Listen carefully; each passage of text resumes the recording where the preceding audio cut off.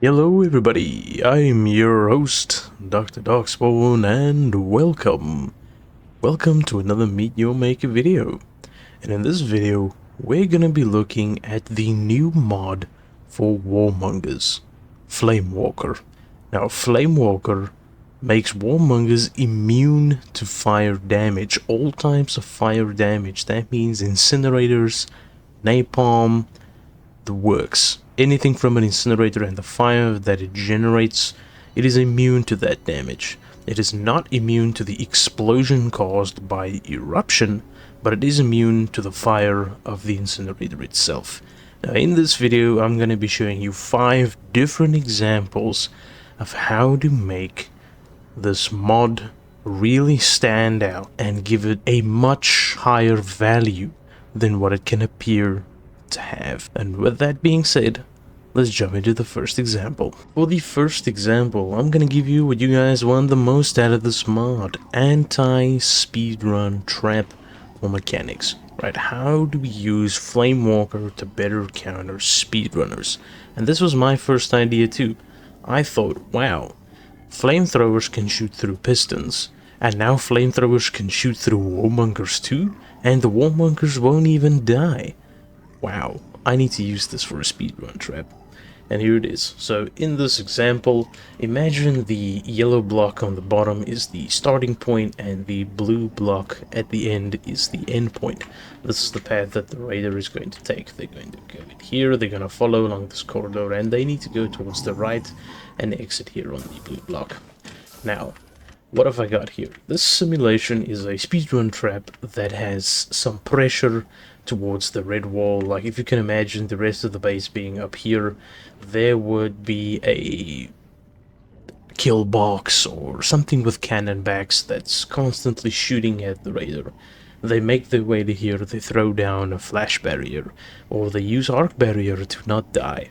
What do they do now? Well, they go down this corridor, and the first corridor, granted, is a normal anti-speedrun hallway. It's got one incinerator at the end with dragon breath reaching all the way to the back of the corridor.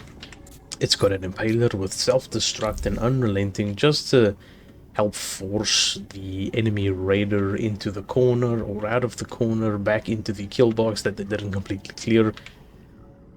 Whichever the case may be, they go down this corridor, they reach this point, there is still a chance that they can use double sword and perhaps move a little left, lunge to this one, and light sword the incinerator and hit the death piston on the top. Now this is where Flamewalker comes in. I'm using Flamewalker Warmongers instead of having an additional piston on the walls. Now you could have a piston here on the sides or on the roof to try and counter speedrunners, but I chose to use Flamewalker Warmongers. And in the setup, I'm just going to remove here, but imagine that there's a piston right above here. I have also replaced the floors with self-destruct plasma sentinels to try and better counter the use of flash barriers. So if someone were to throw a flash barrier on the floor here, the flash barrier would destroy the plasma sentinels and create half a block, sort of like a half bubble, half moon bubble upwards onto the block, and it would force them to either grapple the roof towards the top edges of the block, which would be right here to the top of this cube, or on the opposite cube, which would expose them outside of the flash barrier, because the flash barrier does not reach the top of the block. It reaches only just about 3/4 in height, about just above the middle line of flame jets on an incinerator. Now, with that in mind, imagine that you're running through, you've got pressure from the back, you've got warmongers coming from the back, or you got cannonbacks that don't have short leash that run all the way to here and start firing bombs at the raider. They make it to this point, they try and rush through, they somehow make it to here. Then you have two overlapping incinerators. Now, they don't completely overlap, there's one block of spacing in between them. I did this to try and give more space to the incinerators on either side. That way the incinerator on the right is a bit further away so that it's not as easily reachable by a rushing raider, and the one on the left as well to be slightly further away, to become more of a bait than anything else really. We want them to go into this left corner, we want them to stay away from the right, we want them to go here, run into this Warmonger, get hit, and then trigger the, or maybe hit the Warmonger and then trigger the incinerator at the front and the back, and then just barely not be able to make it out as the Plasma Sentinel on the floor activates and shoots at them, or, you know, triggers their self-destruct mod and, you know, causes them to take damage and die. So that's kind of the setup that I went for on this one. It's pretty effective. I've tried running through it a few times, and it is crazy difficult, let me tell you. Just reaching this first one and doing anything from this point on forward is extremely difficult. If you have sufficient pressure from behind with an impaler like this at the back, and you have Flamewalker Warmongers supporting this death trap, it becomes insane. Now, the reason why Flamewalkers mods on the Warmongers are better here for the pistons is that Flamewalker Warmongers can pursue the target, and they can also aggro through death pistons. Now this Warmonger will see the player through the death piston, and by the time that I kill 1, 2, the incinerator activates, and just as I'm about to make it out, the Warmonger is already primed to strike. It's already aggroed. It's already poised, waiting for me to just get in range before it hits me. Now that adds such an extra layer of danger to these, and that combined with the self-destruct on the Plasma Sentinels on the floor make it extremely, extremely deadly. Now the only problem with this is that it is really, really weak to being taken slowly. Like if somebody kills the entire kill box at the back, it removes the pressure factor. So that allows them to have a safe space here at the back and slowly and steadily clear out this whole corridor, get all their bolts back with the Volt Lancer, for example, and one by one take out these traps with grenades or anything similar.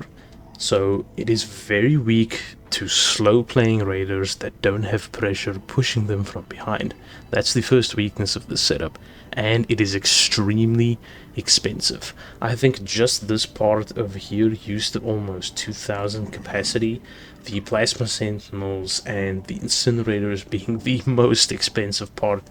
The Warmongers, though a little bit expensive themselves, don't have a really high quantity that's being put in the setup, only 2 of them, and yeah, so they use a little less. But the pistons used for this, I think it uses 7 pistons, 1, 2, 3, 4, 5, 6, yes, and including the 7th piston, which goes up here on top of this block with, I believe, blockade or unstable, depending on which one you want. So this kind of setup using 7 pistons is very, very effective, very deadly, this kind of T shape with the overlapping incinerators. But yeah, that's it for the first example. Very, very deadly. Give it a shot and see if it works for you. And now let's move on to the next one then, shall we? Alright, for the second example, we're going to be looking at a more common occurrence that you're probably going to be seeing in some bases, and much cheaper than the first example. This is going to be having 1 or 2, maybe even 3 Warmongers standing in a corridor with a incinerator trap at the back. Now this uses the incinerator trap to kind of zone the player out of this corridor, forcing them backwards and having to wait.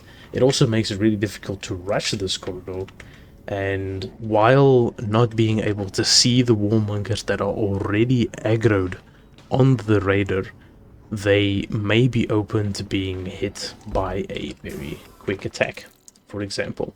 Let's give it a shot, shall we? Right, so as a normal raider, going around the corner, you're seeing this activate, and you hear them running at you, and they immediately attack as they go around the corridor.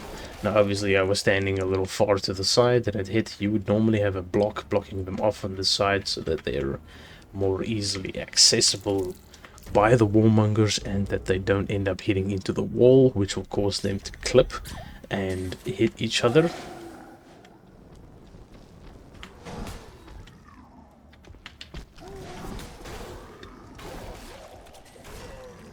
Though not as effective as the 2000 capacity setup, if used in the correct setting with a little bit of pressure from behind, it can be used as a very budget version of a speedrunner trap like this. So it's kind of like an in-between. It can be used as a speedrun trap, but it can also be used in normal corridors. Say for example you wanted to put a hollow cube up here with a bomb trap, a bomb ejector above it. So if these two cubes, the bottom one was a hollow cube and the top one was a bomb ejector, for example, or if you had wanted to use them a bit further back, like over here, you can do that, just depending on what you want. Use your creativity and it becomes phenomenal in the correct situation. Very effective, cost effective in terms of capacity, and depending on what you have behind the player, forcing them into this narrow corridor that they get body blocked by the Warmongers and the front, and the flames of the incinerator hitting them as well, you can almost guarantee a death, or that they'll panic and you'll guarantee a bunch of deaths out of the setup. Yeah, that concludes it for the second example. Let's move on to the third then, shall we? Right, for the third example, we're going to be using simultaneous activation. A raider's greatest weakness. When they see red from all angles, they become extremely vulnerable to different directional traps that are pointing at them. If you trigger 3 hollow cubes at once, you only think you're triggering 2, and you get hit from a blind angle that you weren't looking at. Now in this example, we're going to be using 3 hollow cubes with simultaneous activation, 1 on each side and 1 above, though this is a little weak and a little obvious if you do it wrong. In this case, I just put them down for an example, but you can hide these 1 block further down on each side with a flamethrower trap at the far end. So let's say, for example, you have a hallway exiting on this side towards the left. If this was like 1 block deeper and the incinerator was 1 block further away, with some pressure behind, you can force them to run and shoot forward and take out the incinerator at the far back. But in doing so, they pass through these 3 hollow cubes. Now these 3 hollow cubes then trigger, and each one of them generates a flame jet for 3 seconds, and a Warmonger drops from above that's looking in one direction, and 2 Warmongers from below exit from the sides and look in whatever direction you want the player to be forcing to go. Now in this specific case, I had not counted on actually them pushing through to the incinerator. That's just an example. But if I were to walk and I were to trigger all 3 of these, then the Warmongers would be walking through the flames towards me. Now in a normal circumstance, a raider wouldn't just slowly be walking towards these traps. They would be pressured by something from behind, like maybe a bolt shot or an incinerator or a cannon back or some other thing, maybe even pressured by a trap in front, which is forcing them to move quickly forward.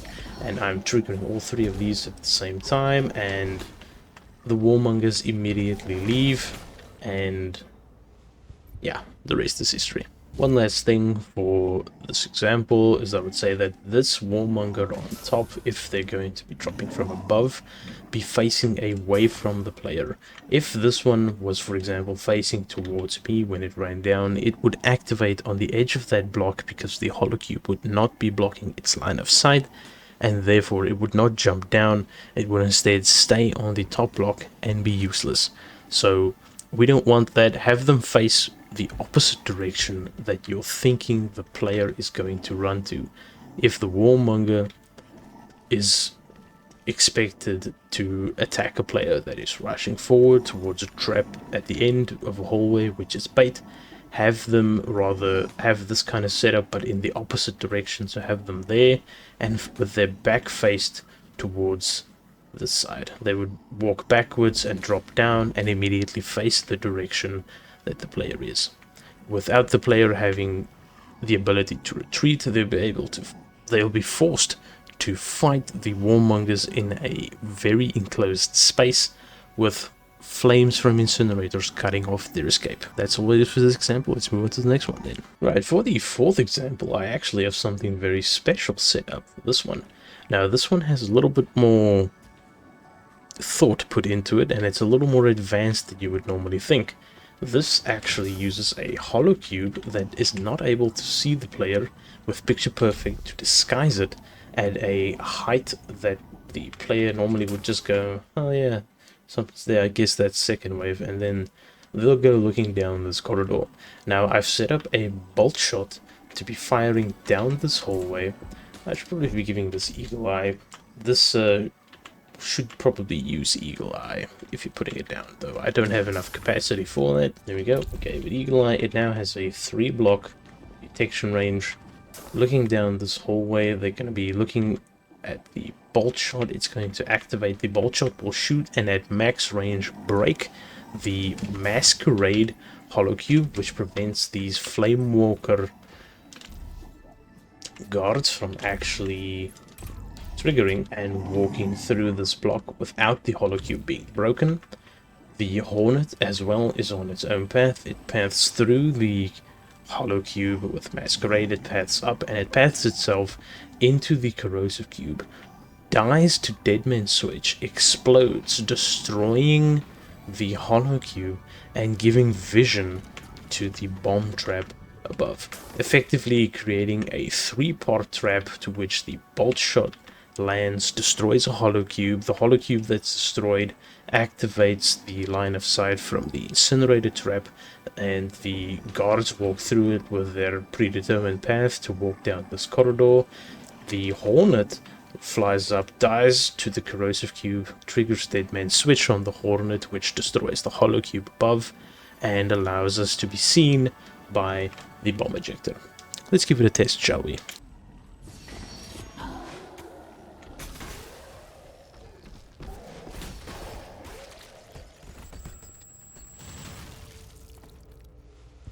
There you have it. Controlled destruction of a deathly environment. Now, you can also not have eagle eye on this hollow cube, though it does decrease the effectiveness of the entire trap by a little bit by having the bolt shot having to activate first. If the bolt shot gets completely parried or destroyed around the corner first, which is very rarely going to happen, then the hollow cube at the end of the hallway obviously won't trigger. Now, player curiosity might get the better of them anyway, and they might trigger it, but here's what it looks like without eagle eye for reference.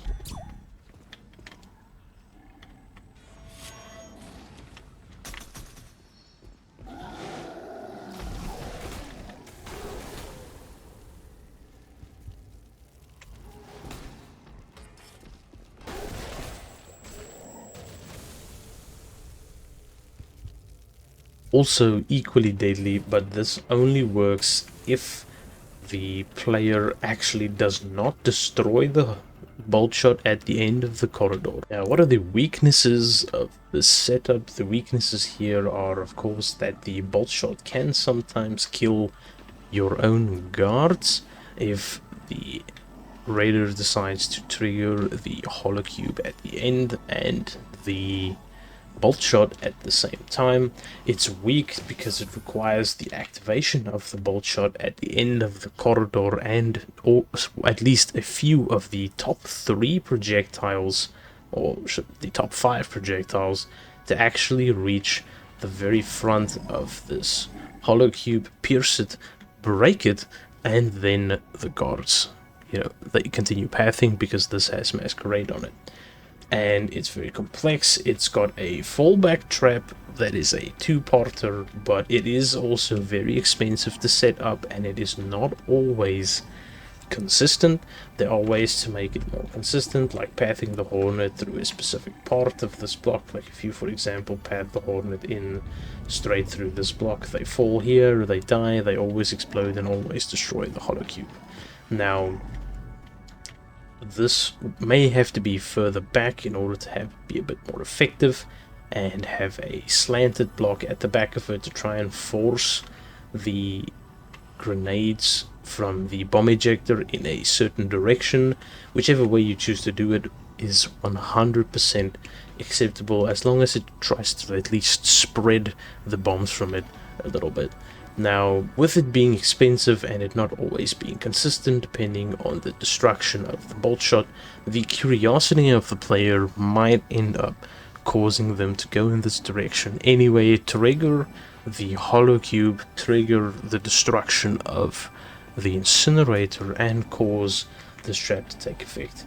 Now, even if they destroy the bomb ejector, they destroy the Warmongers, and they do not destroy the Hornet will still destroy this hollow cube, and the bomb ejector on top becomes a second wave bomb ejector without even being second wave. So there are some perks to this, there are some negatives as well, and it uses a very advanced mechanic that doesn't always happen to work because of how players react to certain things.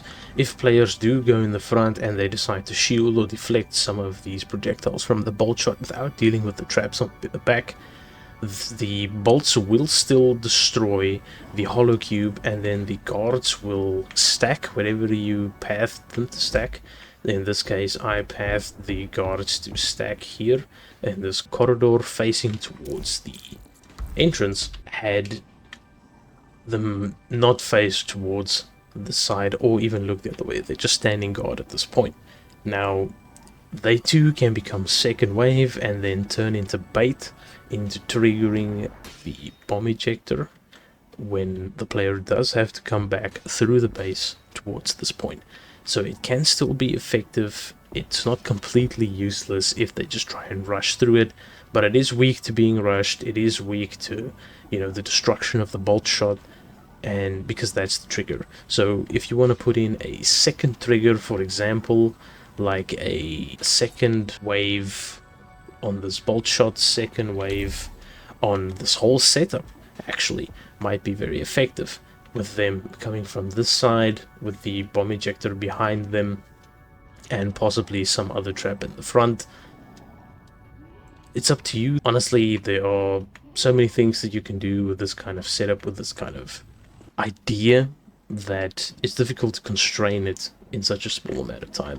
But do be creative with it, do take it to the next level, experiment it, and make it suit the path that your base follows. That'll be it for this example. Let's move on to the next one then, shall we? The last example. Right, for the last example, I opted to use the incinerator fire with Bloodlust, and to make Bloodlust work with the Flamewalker mod, I have 3 incinerators pointing at the entrance of this area to completely douse this area in flames, and then 2 guards that activate on the sides of the middle incinerator. Now do take care, you don't want to place this block in between the 2 guards, because if you were to put a wall behind the enforcers and then someone were to throw a grenade in, the grenade would land on the enforcers and actually also destroy the incinerator in the middle of the room, which is not what we want. We want these incinerators to all be facing this way, and the moment they activate, the 2 enforcers on the sides will also aggro, and just for good measure I put another incinerator in and have a guard on the bottom with Bloodlust and Flamewalker. Now you'd have to have more than one of these, and you'd have to put some other Bloodlust guards coming from behind them with armor, possibly Deadman Switch, just to force them this way and to not look behind them. Now, with great timing, this can be a perfectly set up trap that catches them completely off guard. You can even have an incinerator at the back that activates and have guards pass through it, like in the previous example, that feeds into a trap like this, which in its own right can be extremely deadly. Now for this, I would also have some kind of insurance, like a hunter bolt shot above this corrosive, just facing downwards, in case they try and abuse the fact that there's so much open space in the next room. So let's give it a run then, shall we? One of the greater weaknesses of this setup is that the 3 incinerators on top and bottom do not always trigger at the same time, and the guard himself does not always like to hit the player when they're standing near the wall, because it's already aggro. The moment it sees a sliver of the player's foot or a part of the player's leg or arm, it immediately attacks, even if it actually clips into the wall. So moving forward, the incinerators kind of like block the view, and as a normal player or even a medium level skilled player, you're going to be surprised at the Warmonger coming at you, and you might die 3 or 4 times if there's only a single Warmonger coming from the front. But as a much better idea to have them set up with Bloodlust guards, for example, behind on a hidden path or from the front of the base that are getting leashed by another Bloodlust proc and another Bloodlust proc. Like if you had guards in the middle with Warmongers running from the front of the base, for example, they'd run around, they'd kill the guards in the front, they'd move towards the middle, and then they'd kill some of the guards in the middle right here. Those guards from the front are getting leashed every new time a guard enters combat. They run further and further deeper into the base, and then when you reach this point, they activate from these 2 enforcers and end up coming from behind as a beautiful, beautiful set up, slow-paced trap all the way from the beginning that they didn't even know they were a part of, forcing them into 3 or 4 Warmongers from the front and 3 or 4 Warmongers on the back, Deadman Switch on the last ones, and possibly some other traps in between that trigger multiple times, other incinerators, or maybe unrelenting impalers, wherever you want to put them, however you want to do it. The outpost is your oyster. And that's it for the last example. I hope that these were extremely helpful in possible ideas that the Flamewalker mod can work, and how effective it can be when used with incinerators. Now, it has a lot of utility. It can be used to put a Warmonger in the middle of a hallway instead of a death piston, and honestly, I believe that would be the most effective and best way to use this mod, or to use it perhaps with a secret setup where they walk with Bloodlust through flames and end up ambushing the player from all sides. Now, these are all great and well, but it hasn't really been tested yet so far. The mod is still very, very new. I've had a lot of success with the budget speedrun version example that I showed at the beginning, like so. And yeah, this has netted me about 30 to 40 kills in about a few hours after I tested it. It works really well, it's very budget, it's very unexpected. People are not very used to the mod yet when they raid, and they don't quite know how to counter it quite yet. But my opinion would be to use these Warmongers with the incinerator at the back as a kind of complex combination tool, with pressure pushing the raider from behind forward, forcing them into a closed space with Warmongers where Warmongers are really effective, and an incinerator further reducing that movement and that speed that they can use to actually maneuver and save themselves from death. Hope you've enjoyed the video. If you have any suggestions about things you'd like to see me to do with traps and certain mods to try and make them viable, please do let me know in the comments. And if you'd like to see any more of this content, please do let me know as well. And feel free to give a like and a subscribe if you enjoyed it. I really like making this video. These new mods, this mod, Flamewalker, along with Catch and Release, do seem promising. The Flamewalker seems much more promising. Catch and Release, I'll be releasing another one on Catch and Release soon. Thank you so much for watching. I've been your host, Dr. Darkspawn, and you've been fantastic. Have a great day, and I'll see you in the next video.